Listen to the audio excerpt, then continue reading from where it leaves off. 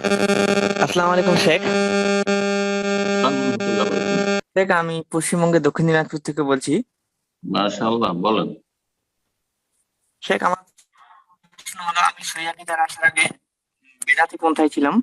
তো সেই সময় আমি দিনের দাওয়াত দিতাম, তো তাদেরকে বিভিন্ন গল্প গুজব অথবা মানে বিভিন্ন জয়ীফ ও জাল হাদিস শুনিয়েছি এবং তার উপর আমল করার কথা উৎসাহিত করেছি, এবং এর ফলে অনেক বন্ধু আমার এইসব হাদিসের উপর আমল করছে। তো এখন আমি হুম হুম। সৈয়াকিদা এসেছি শেখ, কিন্তু তাদের সঙ্গে আমার অতটা যোগাযোগ নেই।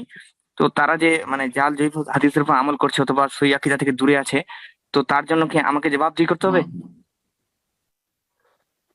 জি, অতীতে ভুল পথে ছিলেন, বেদাতের পথে ছিলেন, আর তারপরে আলহামদুলিল্লাহ আল্লাহ হেদায়েত করেছেন, আল্লাহর বড় নিয়ামত। এখন ওই যখন বেদাতের পথে ছিলেন তখন জালজয়ীফ দিয়ে দাওয়াত দিয়েছেন, বেদাতের দাওয়াত দিয়েছেন যেসব ভাইদেরকে বা যেসব লোকদেরকে, তারা আপনার কাছে নেই। এখন ওরা যে বেদাত গুলি করবে, গুনাহ করবে, তো এগুলোর গুনাহ কি আমার উপর চাপবে? এক ভাগ গুরুত্বপূর্ণ প্রশ্ন। এই ক্ষেত্রে আপনার করণীয়, শুধু আপনাকে বলছি না, এর আগে আমি বহু ভাইদেরকে বলেছি। তামাম এক ভাই ছিল, 32 বছর চরমনায়ের খাস মুরিদ ছিল, একবার খাস সিনিয়র মুরিদ। আর তাকেও আল্লাহ হেদায়েত করে আলহামদুলিল্লাহ। তারপরে এক অ্যাক্সিডেন্টে মারা গেছে রাহিমাহুল্লাহ তাআলা, আব্দুস সামাদ ভাই। সে বললো যে, শেখ, আমি যে কত লোককে চরমনায়ের তরিকায় লাগিয়েছি, এখন কি করব? ওরা তো ফিরে আসতে চায় না, ওরা তো অন্ধ হয়ে গেছে।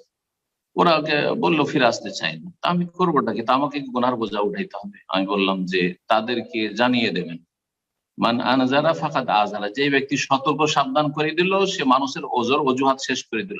আর কোন ওজর কিয়ামতের দিন থাকবে না যে অমুক তো আমাদেরকে ভুল পথে নিয়ে গেছে, কারণ আমি তাদেরকে সতর্ক সাবধান করে দিয়েছি।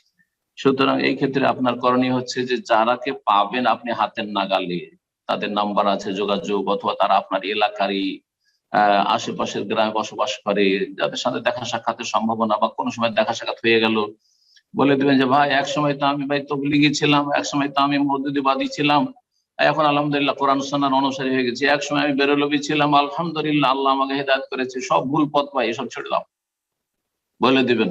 তাহলে মুক্ত হয়ে গেল। দেখা হলো না, দেখা হওয়ার কোনো চান্স নেই, তাদের যোগাযোগ নাম্বার নেই। যোগাযোগ নাম্বার থাকলে অবশ্যই তাদেরকে টেলিফোন করে বলে দিবেন যে, দেখো, আমি তোমাদেরকে ভুল পথে নিয়ে গেছি, আমি তোমাদেরকে বলে দিচ্ছি কিয়ামতের দিন আমাকে ধরতে পারবে না, আমি হেদায়েত হয়ে গেছি, সঠিক পথ তৌহিদ সুন্নাতের পথে এসেছি, তোমরা বেদাতের পথে তোমাদেরকে নিয়ে গেছিলাম, তোমরা ফিরে আসো। ব্যাস, হুজ্জত কায়েম করে দিবেন আপনি।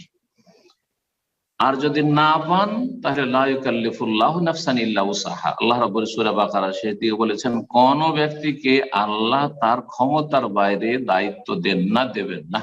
আল্লাহ এই কথা জিজ্ঞাসা করবে না যে, তুই ওদেরকে গুমরাহ করেছিলি, তো কেন তাদেরকে আবার সতর্ক করিস? আল্লাহ তাদের পাইনি, আমি দেখাই পাইনি, তাদের তাদের কোনো যোগাযোগ নাম্বারই ছিল না। আল্লাহ মাফ করবে ইনশাআল্লাহ।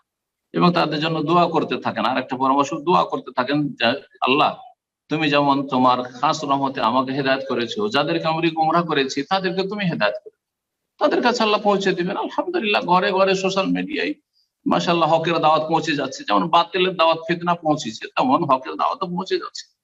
তাদের হেদায়েতের জন্য দোয়া করতে থাকেন রবের কাছে, যে ইখলাসের সাথে, চোখের আড়ালে তাদের সাথে দেখা হবে, ইখলাস আছে তাতে, যে আল্লাহ, ওরা তো আমার কারণেই গুমরাহ হয়েছে, আল্লাহ তাদেরকে হেদায়েত দান করো। জি।